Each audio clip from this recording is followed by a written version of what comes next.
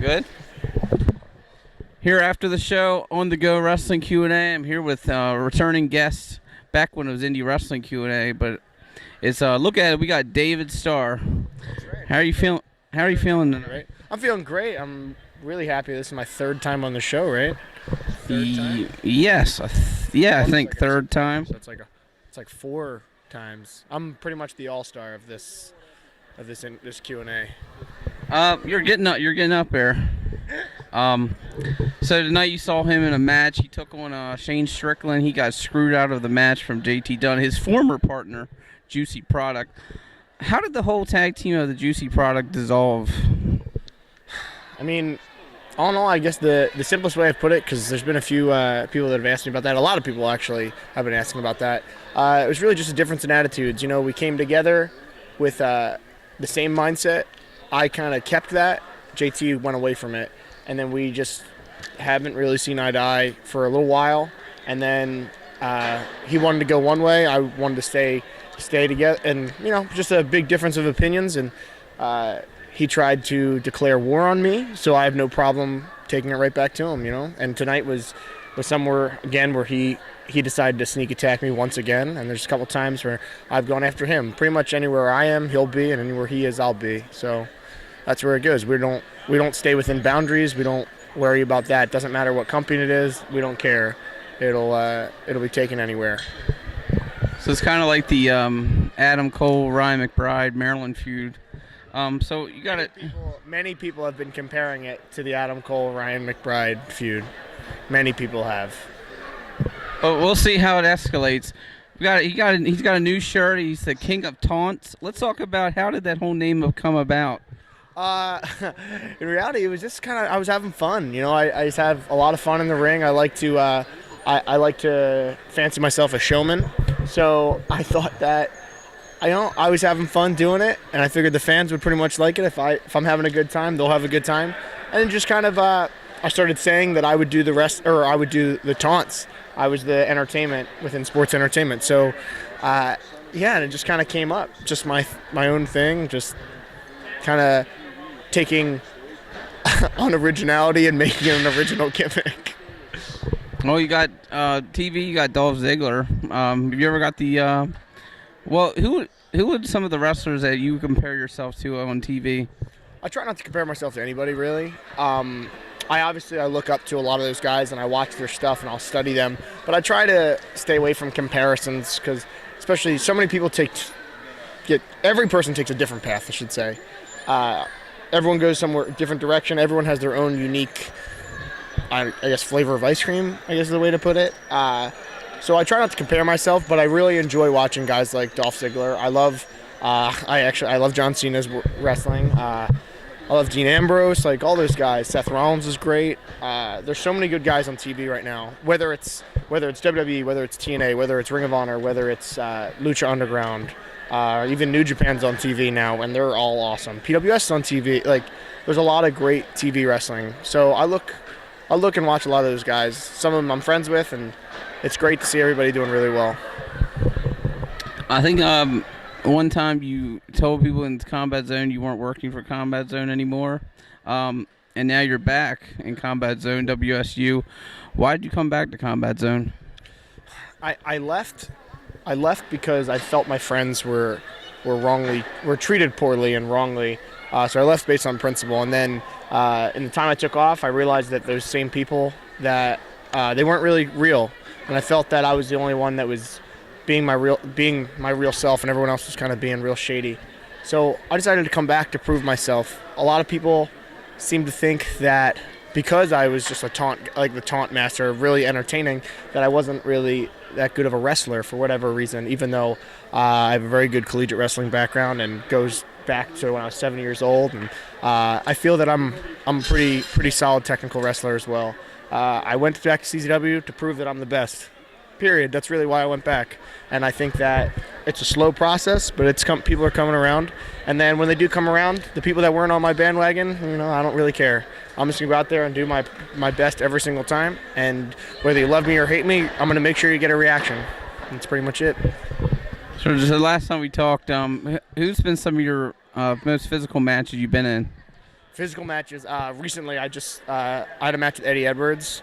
I got some fresh cauliflower ear from that, which was just reboost tonight with physical match with Shane Strickland.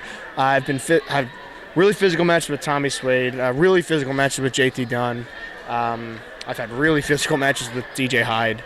The most physical, I'll just go recently, would be the Eddie Edwards match. I found out the hard way that he does have the stiffest chops in professional wrestling, hands down. And I've been chopped by Samoans.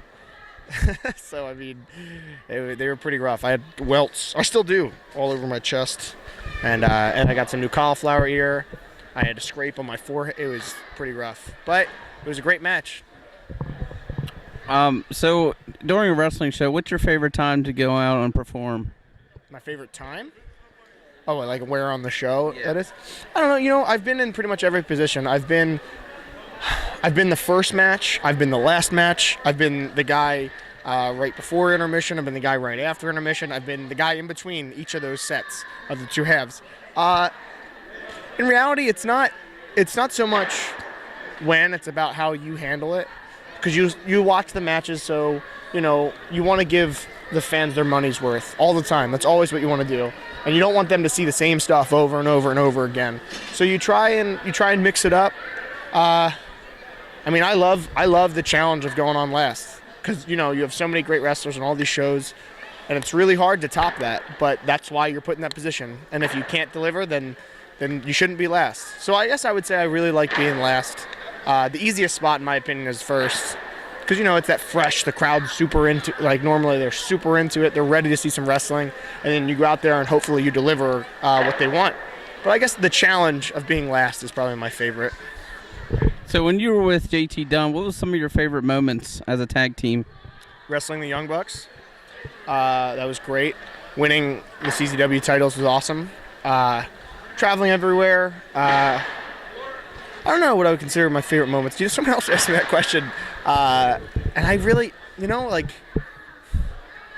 I think really the build up to the match with the Young Bucks is probably like one of my favorite things. And then actually second to that would be losing the tag team titles to Jake and Dave Chris in Ohio. That was a great moment for CZW and for OI4K, one of the best tag teams in the world. So those are probably the two ones that stand out to me, would be the Young Bucks and OI4K. I never asked this to any wrestler, but what has been some of your most, the hardest part of your wrestling career to deal with? I've lost a lot of friends. I've been very fortunate not to lose anybody as far as death, which a lot of my friends have lost a lot of their friends that they've met. But I've lost a lot of friends that I grew up with, a lot of friends that when I started wrestling. The hardest thing to deal with is really it's just it's a different monster. People aren't really people. It's hard to be real. I pride myself on being honest and open with almost all my relationships, friendships, everything. And I don't feel that everyone takes that. So I guess the hardest thing is just dealing with a whole new personalities. There's so many different people, knowing to say all that stuff. That's been difficult. I've lost touch with a lot of family, a lot of friends. I've had to be very selfish when pursuing my career. But the ones that are really there for you, they stick around. And the ones that kind of fall off, you realize they weren't really there for you to begin with. So that's been the really hard part, is almost learning who everyone really is. That can be really, really unfortunate. And it can be really positive, because I find out, the people that do stick around, that's really good. And I'm like, wow, they really care about me. So what do you want the fans to learn about David Starr while he's in the ring? I want them to know that I'm putting on the best show I possibly can for him. I never am lazy. I don't take a day off. I don't, I hope they just understand that every single time I'm out there, I put my blood, sweat, and tears into it. And it's not just when I'm out there for however long my match is. It's every day leading up to that. It's everything all together. I try and just put on the best performance I possibly can, and I hope that people see that. That's pretty much what I would say I hope they learn about, is that I work really hard to make sure that the money they worked really hard to pay to watch the show or to buy my shirt or anything that I have is well spent. So what's your next upcoming shows? Upcoming shows. Well, this is going to be uploaded tomorrow, right? Yeah, tomorrow or early in the week, yeah. Okay. On June 13th, I'm in Hazleton, Pennsylvania, like Northeast PA, for PPW.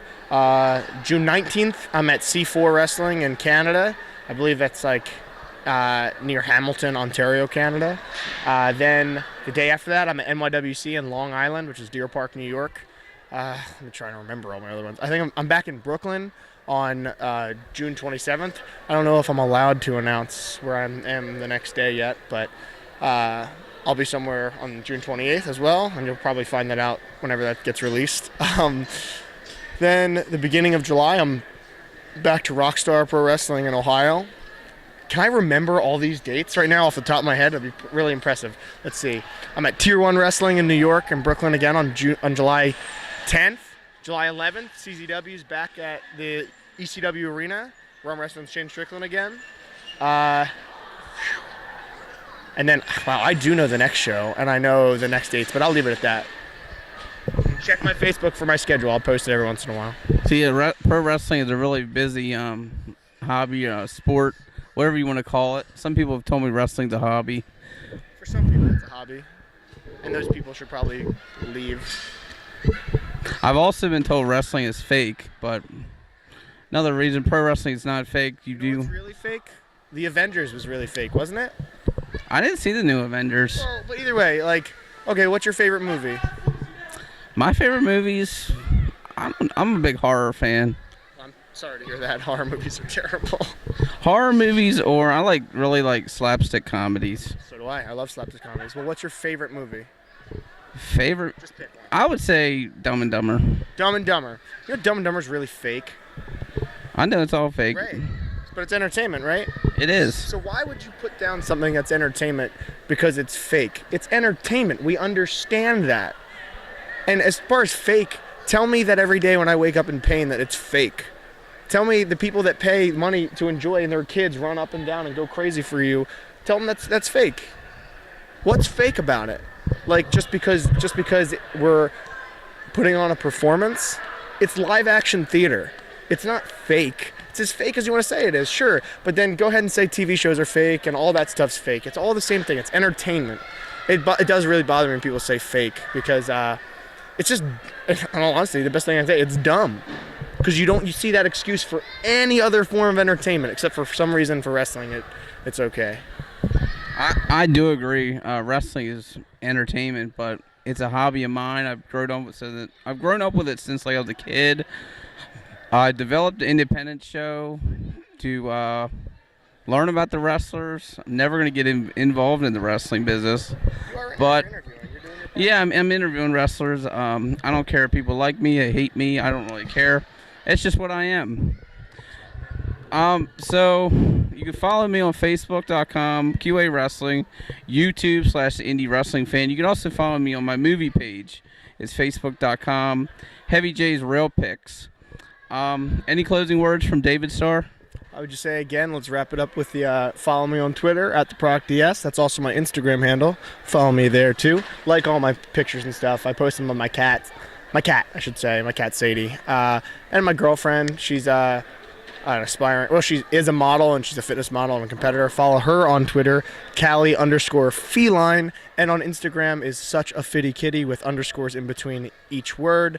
Facebook.com/RealDavidStarr or Facebook.com/TheProductDavidStarr, which is my like page. Check out all my shirts and stuff. You can contact me and shoot me some money, and I'll send you shirts personally, and I'll sign stuff for you and do all that for money because I need money.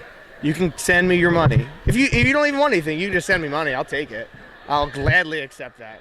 But thank you so much. I really appreciate it, man.